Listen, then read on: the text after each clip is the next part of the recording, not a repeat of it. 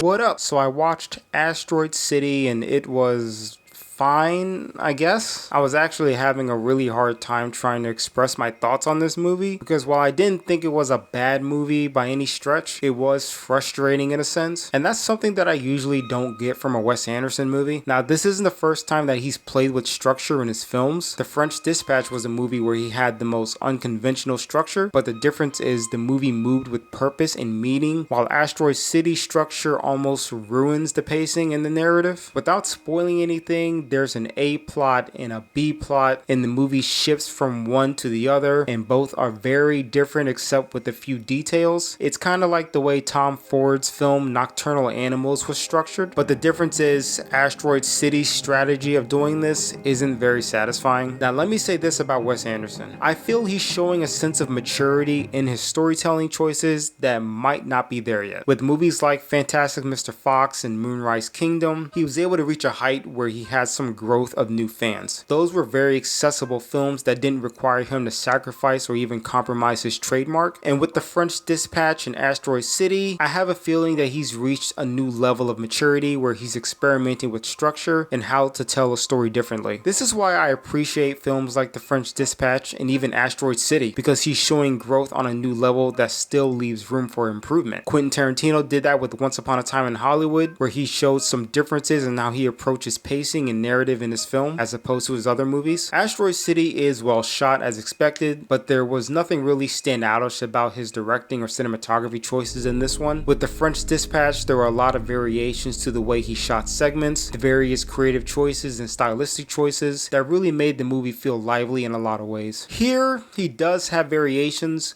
but they aren't quite as strong as his recent film. I mean, he still shows a heap of skill, but I can definitely see where he could have showcased the best aspects of his talents. I really like the cast, despite it being the usual Wes Anderson cast members. The characters are all fairly likable and pretty entertaining. Scarlett Johansson's character was probably my favorite because her character was fairly nuanced and the performance required that from her, and she pretty much nailed it. I did feel her character didn't really have satisfying closure, but that's for spoilers, and I'm not going there. That's spoiler territory. The child actors were also great, and it's not too unusual for Wes Anderson to be able to successfully work with young child actors, but it's still a plus worth mentioning. The score was very good and used effectively at the right times, while the licensed music was also well placed in moments throughout the movie, especially for how well it complements the time period. There are some very satisfying moments in this film, and then there are moments that I found to just be incredibly frustrating. I mean, I laughed a lot at the dialogue and the visually comedic scenes. The chemistry between everyone felt natural and whimsical, but I feel these elements were just trapped into a poorly structured film. There are moments where there's these act breaks, and every time I saw one, I kind of just went, some of these structural choices felt like that P word that I don't really want to use. You know, the P word for movies that aren't blockbustery Hollywood big budget movies. You know, the word pretentious. Sorry.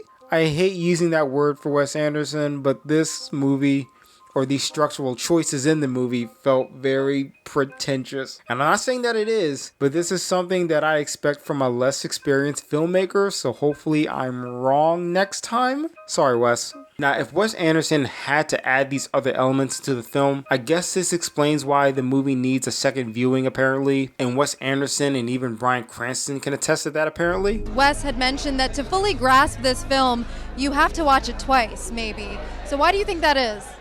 It's kind of like a meal that's prepared with so many different subtleties of spices and flavors. First see it the first time, you go, oh my gosh, the color, the movement, the language, wow, wow, wow. And you see it a second time, I guarantee you'll see so many things you never caught the first time around.